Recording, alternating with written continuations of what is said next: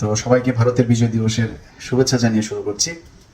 কথা যা বলবো আজকে খুব গুরুত্ব সহকারে শুনতে হবে। আপনি যদি মনোযোগ হারিয়ে ফেলেন, আপনি যদি বুঝতে না পারেন, সেটা আপনার সমস্যা, আমার সমস্যা একদমই না। কারণ যে কথাগুলো বলবো, কথাগুলো খুবই সেন্সিটিভ এবং অনেকের গায়ের রক্ত একদম টকবক করে উঠবে। ওঠাটাই স্বাভাবিক। আপনি যদি ভুল শোনেন, আপনি যখন ভুল শুনতে শুনতে অভ্যস্ত হয়ে যাবেন, আপনি যখন সত্য শুনবেন, তখন আপনি সত্যটা গ্রহণ করতে পারবেন না।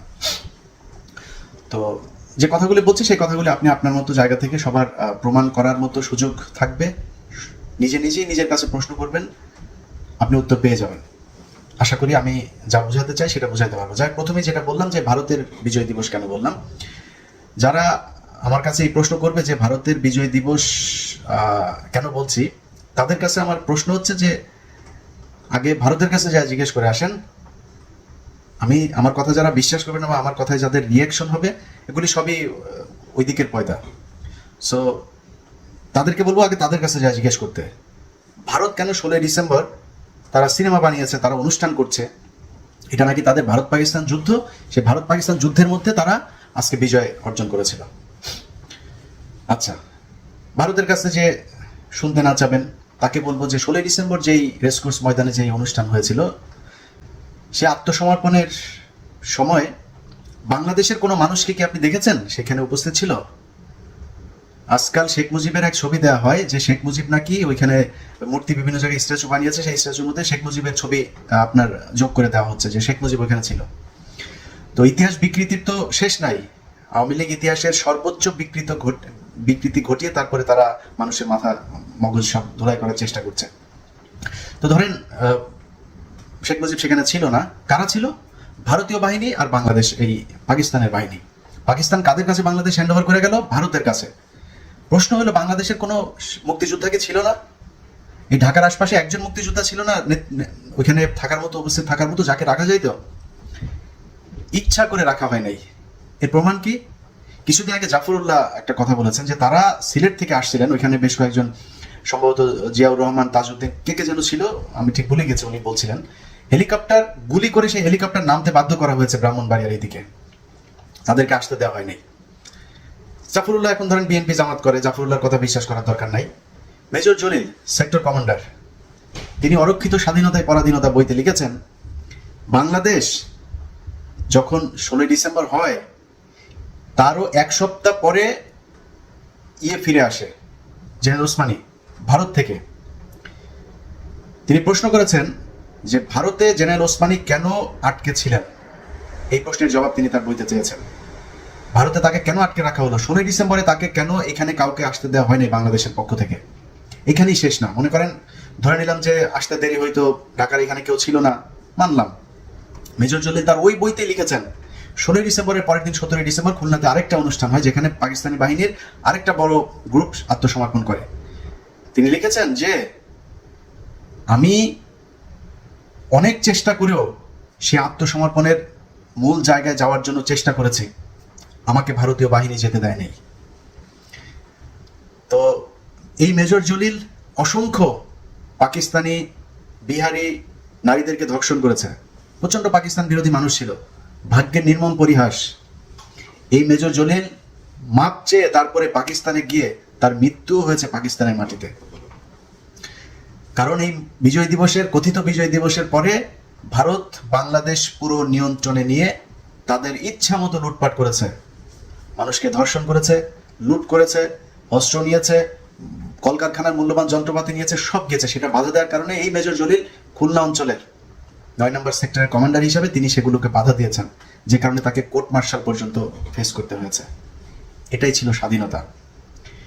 তো বিজয় দিবস যে ভারতের, সেটার প্রমাণ করার দরকার নাই। 16ই ডিসেম্বরে পাকিস্তানি বাহিনী লিখেই দিয়ে গেছে ভারতের কাছে, ওটা বাংলাদেশের কাছে লিখে দিয়ে যায় না, তো ওইটা নিয়ে আলোচনা বাদ। এবার হচ্ছে মুক্তিযোদ্ধা। প্রতিটি পদে পদে মুক্তিযুদ্ধের যা কিছু শুনি, এই যে আমরা আজকে সিনেমা দেখেছি ছোটবেলায়, শরীরে রক্ত টকবক করতো, একদম লোম দাঁড়িয়ে যেত। এই আজকের কাজী হায়াত, 2 দিন আগে দেখলাম আরেক সিনেমা, জয় বাংলা না কি এক সরকারের অনুদান নিয়ে সিনেমা তৈরি করেছেন। তো কাজী হায়াত তার সিনেমার মধ্যে দেখাইতো, আমার যতটুকু মনে আছে যে দাঙ্গা নামে একটা ছবি ছিল, সেই সিনেমা দেখতে গিয়েছিলাম হলে। ওরে বাবা, এক মহিলা, সে তার অটিস্টিক শিশু, তাকে বন্দুক দিয়ে বের করে দিয়েছে মুক্তিযোদ্ধাকে ঘরের ভেতরে রেখে। তারপরে মুক্তিযোদ্ধাকে ঘরের ভেতরে বাঁচানোর জন্য তার অটিস্টিক ছেলেকে সে এই পাকিস্তানি হানাদার বাহিনীর হাতে ছেড়ে দিয়েছেন। ছেড়ে দিয়ে তারপরে তিনি মুক্তিযোদ্ধাকে বাঁচালেন। মানে এমনভাবে রং চং মাখিয়ে মুক্তিযুদ্ধের একটা করা হয়েছে, প্রতিটা মুক্তিযোদ্ধার কাছে সর্বোচ্চ সম্মান রেখে বলছে, যারা জীবন বাজি রেখে যুদ্ধ করতে গিয়েছেন তাদের সবাইকে স্যালুট জানাই। কিন্তু মুক্তিযোদ্ধারা যদি কিয়ামত পর্যন্ত ঠ্যাং উপরের দিকে দেওয়া ঝুলে থাকতো, তাও বাংলাদেশ মুক্তিযোদ্ধারা স্বাধীন করতে পারতো না। যে কারণে ভারত বলে যে তারাই স্বাধীন করেছে। 3 তারিখ থেকে 16 তারিখের মধ্যে পাকিস্তানি বাহিনী বুথ হয়ে গিয়েছে। ভারতীয় বাহিনী যখন যৌথ বাহিনী 3 তারিখ থেকে হামলা শুরু করে, বাংলাদেশ স্বাধীন হয়ে গিয়েছে। তো স্বাধীন তো করেছে ভারতেই। আবারও বলছি, যারা মুক্তিযুদ্ধ করেছে অরিজিনাল, এই যে এখন যারা 2 টাকা 3 টাকার যেখানে ব্যাস লাগায়, তারপরে আপনার ওই যে করে না ভাতা খায়, ওই সব মুক্তিযোদ্ধা না। যে মুক্তিযোদ্ধা জীবন বাজি রেখে দেশ স্বাধীন করতে গিয়েছে, সে যদি মুক্তিযোদ্ধা হইতো তাহলে আজকে দেশ স্বাধীন করার জন্য সত্য কথা অন্তত বলতো। আজকে তো অস্ত্র নিতে হবে না, কথাটুকু অন্তত বলতো। তারা কথা বলে, এগুলি কোনোদিন মুক্তিযোদ্ধা না। 16 ডিসেম্বর মাথার মধ্যে লুঙ্গি খুলা বাইতে তারপরে দৌড় দিছে, পতাকা একটা হাতে নিয়ে মুক্তিযোদ্ধা হয়ে গেছে। এটাই হচ্ছে মুক্তিযোদ্ধা। সো এই মুক্তিযোদ্ধাদের কথা আমি বলছি না। অরিজিনালি মুক্তিযুদ্ধ যারা করেছেন কতজন, তারা প্রতি পদে পদে মিথ্যা কথা, সিনেমা নাটক সব জায়গায় এই দাড়িওয়ালা টুপিওয়ালাদেরকে রাজাকার বানিয়ে তারপরে মুক্তিযোদ্ধাকে রংচং মাখিয়ে একটা মানে ভৌতিক একটা কল্পকাহিনী বানিয়ে দেওয়া হয়েছে। এটা তো আসল ঘটনা না। সো সেই মুক্তিযোদ্ধারা যে মুক্তিযুদ্ধ করে গেছেন, সেই মুক্তিযুদ্ধের পরে ভারতীয় বাহিনী বাংলাদেশ দখল করে সব জায়গায় রং মাখিয়েছে, সব জায়গায় সিনেমা নাটক থেকে শুরু করে বাস্তব ক্ষেত্রে সবখানে। ওকে, বুদ্ধিজীবী হত্যাকাণ্ড কারা? পাকিস্তানি বাহিনী শেষ সময় এসে তারপরে বুদ্ধিজীবীদের খুন করে এখানে রেখে গেল, এখানে রেখে গেল। পাকিস্তানি বাহিনী এতদিন থাকলো, তারা খুন করতে পারলো না। 14 তারিখে নিজের লুঙ্গি নিজের খবর নেই, পাকিস্তানি বাহিনী ওই সময় সব ধরে ধরে তারপর তাদেরকে মারলো। শেখ মুজিবরে মারে নাই কেন? বুদ্ধিজীবীদেরকে মেরেছে ভারতীয় বাহিনী। কারণ পাকিস্তান যে বুদ্ধিজীবীদেরকে হত্যা করেছে, বলা হচ্ছে প্রতিটা বুদ্ধিজীবী এই আন্ডার দ্য পাকিস্তানি ফ্ল্যাগ তারা সার্ভিস করেছে। একজনও মুক্তিযোদ্ধা না। এই যে বলা হয় ডাক্তার সেলিম থেকে শুরু করে দেখেন, একজনও মুক্তিযোদ্ধা নাই। যে কজন বুদ্ধিজীবী, যাদেরকে বলা হয় বুদ্ধিজীবী হত্যাকাণ্ড, একজনও মুক্তিযুদ্ধে যায়নি। সবাই চাকরি করেছে একদম শেষ দিন পর্যন্ত। তো ভারত জানে যে এরা তো পাকিস্তানের কাজ করেছে, এদেরকে রাখা যাবে না। আয়েশা ফয়েজ, এই আজকের নব্য মুক্তিযোদ্ধা জাফর ইকবালের প্রয়াত পিতা, তিনি তার হাজবেন্ড সম্পর্কে লিখছেন, আয়েশা ফয়েজ, যে তার হাজবেন্ড ছিল হচ্ছে বাংকার যোদ্ধা, মানে বাংকারের ভেতরে থাকতো আর কি। ওনারা উনি নিজে বলেছেন যে বাংকারের ভেতরে আমরা লুকিয়ে থাকতাম। তো এই বাংকার যোদ্ধারা জাফর ইকবাল সব বাংকারের ভেতরে থাকতো। জাফর ইকবালের বাপ ছিলেন একজন পুলিশ কর্মকর্তা।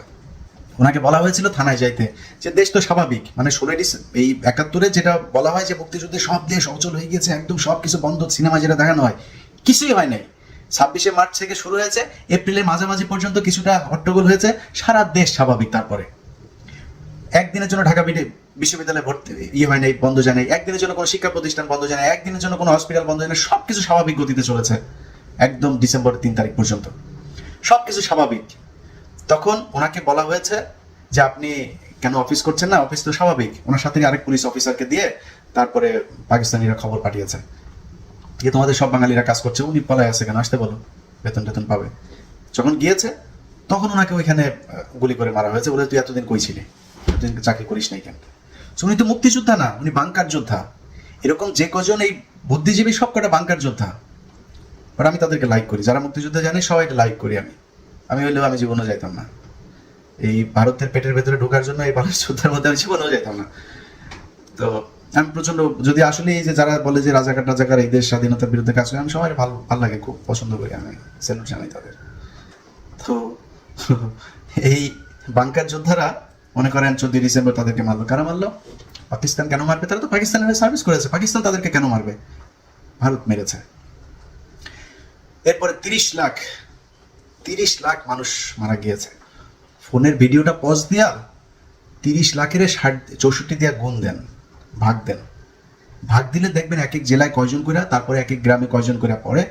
এবার হিসাব করেন আপনার গ্রামে কয়জন খুঁজে পাওয়া যায়। আমি গাজীপুরের ওই যে সাবেক সিটি মেয়র, ওনার স্যালুট জানাই যে সত্যি কথা বলেছেন। শেখ মুজিব তার ফয়দা উদ্ধার করেছে, এইভাবে উনি কথাগুলো বলেছেন, সত্য কথা। অতএব আওয়ামী লীগ করেন আর বিএনপি করেন আর জামাত করেন, যাই করেন, নিজেরা প্রশ্ন করেন আপনার গ্রামে কতজন মানুষ খুন হয়েছে? 2 লক্ষ মা বোনের ইজ্জত। কেউ যদি কারোর মারে নিয়ে আরেকজনের কাছে যায়, যদি নাকি ছাইড়া দেয়, মানে লাগায় আনে, তার এই যে এখানেও দেখছেন না, এই যে কয়দিন আগে এখানের একজন তার বোন, কথিত বোনের মেয়ে, তার মেয়ে 3 জনে নিয়ে এসে তারপরে বলছে যে এদেরকে সব লাগাইছে, কারা কারা কে কে লাগাইছে এগুলি বলে মামলা টামলা হবে। অনেক কিছু শুনছেন না? এরকম কেউ যদি নিজের বোনরে মারে নিয়ে যদি আরেকজনের সাথে লাগাইতে দেয়, বলে যে লাগাই আসছে আমার, তো কি করবেন? আমার তো কিছু করার নাই। যারা বলতেছে 2 লক্ষ মা বোন, যার যার মা বোনরে করছে, ওরা বলুক যে হ্যাঁ এই যে এর মারে পাকিস্তানি রাইসা করছে, এর মারে নিজামি ধরে নিয়ে গেছে, এর মারে গোলাম আজম ধরে নিয়ে গেছে, বলেন আপনারা আসে সামনে, আমরা আপনাদের পয়সা পাতি দেই, সমস্যা কোথায়? 2 লক্ষ 30 লক্ষ গাঁজাখুরি গল্প করার আর জায়গা পান না, খুঁজেন না। 14 গোষ্ঠীর মধ্যে যত মানুষ আছে সবাইকে বলেন, ওই যত মানুষ, ওই 14 গোষ্ঠীর যত মানুষ আছে, তারা যতজন মানুষরা চিনে, পুরা অন্ধকার বানায় ফেলে একজনের পাওয়া যায় কিনা যে পাকিস্তানি বাহিনী কারোর নিয়ে আকাম কুকাম করছে। গল্প না খালি, মানে বাস্তবে খুঁজে বার করেন। আমি তখন 21 টিভিতে কাজ করি, প্রতি 16 ডিসেম্বর 26 মার্চ আসলে দেয় না, বাংলাদেশের এই কুত্তার পালেরা কি শুরু করে, বিজয়ের মাস, এই মাস, স্বাধীনতার মাস, উত্তাল দিন, এই সেই। তো এই 16 ডিসেম্বরের আগে এরকম আমাদের ইটিভিতেও হইতো, প্রতিদিন এক এক জেলার নিউজ হইতো। তো আমার যতটুকু মনে আছে, সম্ভবত হবিগঞ্জ বা কোনো একটা জেলার এক নারীর ইন্টারভিউ, আমাদের রিপোর্টার যে ওইখানকার প্রতিনিধি, যে সে বক্তব্য নিচ্ছে, তুমি বলছে ওই যে বীরাঙ্গনা, একজন খুব আলোচিত কি এক বীরাঙ্গনা আছে, সেই মহিলা ইন্টারভিউ, ভাই খালা আপনারে কারা ধরে নিয়ে গেছিল? তো ও বলতে, বাজান আমার তো কেউ ধরে নেওয়া যায় নাই। তো আপনি এটাই কয়, আমার তো ওই যে এক লোক আসছিল, এসে 100 টাকা দিয়ে গেছে, দিয়া বলছে যে তুমি এগুলি এগুলি বলবা। সেই থেকে সে বীরাঙ্গনা। আপনি কি জানেন বীরাঙ্গনা মানে কি? বীরাঙ্গনা মানে যে এই মুক্তিযুদ্ধে যুদ্ধ করছে, যে বলে বীরাঙ্গনা বলে, বুঝছেন? এই হচ্ছে আমাদের দেশের ইতিহাস, এইভাবেই বানানো হয়েছে। তারপরেও আবারও বলি, যার যার মারে আর বোনরে পাকিস্তানিরা নিয়ে আকাম করছে, আপনারা বলেন, আমরা অবশ্যই পাকিস্তানিদের বকা দিব দুষ্ট বলে, কোনো সমস্যা নাই, বলেন। পাকিস্তানিদের রুচি এত খারাপ হয়নি তো। তো এই যে মুক্তিযুদ্ধ নিয়ে যে ইতিহাস এতদিন ধরে আমাদের চোখের সামনে তুলে ধরা হয়, সেই ইতিহাস পুরোটাই রংচং মাখানো। শেখ মুজিব বাংলাদেশের স্বাধীনতা চেয়েছে, এই কথাটাই মিথ্যা কথা। এখন আপনি বলবেন সব শেষে যে গালি, তো মনে করেন এই ভিডিও এতক্ষণ যারা দেখছেন এর মধ্যে গালি কি পরিমাণ আছে আমার দিচ্ছেন, এরা কিন্তু সেখানে কমেন্ট করেন, কমেন্ট করলে আবার আমাদের লোকজন আবার ওদের উদ্ধার করে ছেড়ে দেয়, ওরা এখানে কমেন্ট চুপচাপ চোরের মতো দেখে। হ্যাঁ, আর আমাদের যারা অপছন্দ করে কিন্তু সবচেয়ে বেশি আমার ভিডিও দেখে, চুপচাপ দেখে কি করা যায়, ওরে একটু বিপদে ফেলা যায় কিনা, কেমনি কি করা যায়, পাল দিয়েও কেয়ার করি না, একদমই দিয়েছে। পালে বাংলাদেশের এই কি হইলো না হইলো, পাল দিয়ে কেয়ার করি না, একদমই কেয়ার করি না। কারণ ওই মানে তেনা পেঁচায় কথা বলা ওই অভ্যাস আমার নাই। আর এগুলো বলে বলি আজকে এই এতদিন পর্যন্ত এত 2 নাম্বার ইতিহাস হয়েছে। চোখের সামনে পরিষ্কার হইতে হবে সবকিছু। 30 লক্ষ মানুষ মারা গেছে, হ্যাঁ মারা গেছে, আমার প্রমাণ দেন। 2 লক্ষ মানুষের ধর্ষণ হয়েছে, প্রমাণ দেন। বুদ্ধিজীবীদেরকে পাকিস্তান মারছে, সেটার প্রমাণ দিতে হবে। পাকিস্তান কেন মারলো, কোথায়, কিভাবে, তাদেরকে কেন মারলো, অন্য কারে মারলো না? এত বড় বড় বাংলাদেশের মুক্তিযুদ্ধের সংগঠন কারে মারতে পারলো না, ওদেরকে মেরে ফেললো। অত পাকিস্তানের কাজ করছে, ধরলাম, তারপরে ওদেরকে মারছে। পাকিস্তানের কাজ করে বাঙালি যারা পাইছে ওরাই মারা গেছে শেষ পর্যন্ত। জিয়া শেখ মুজিবকে ছেড়ে দিল কেন, ডক্টর কামালকে ছেড়ে দিল কেন? সেগুলোর জবাব আসতে হবে। অতএব আজকে যে 16 ডিসেম্বর আপনারা পালন করছেন, এই 16 ডিসেম্বর ভারতের বিজয় দিবস, এটা বাংলাদেশের বিজয় দিবস না।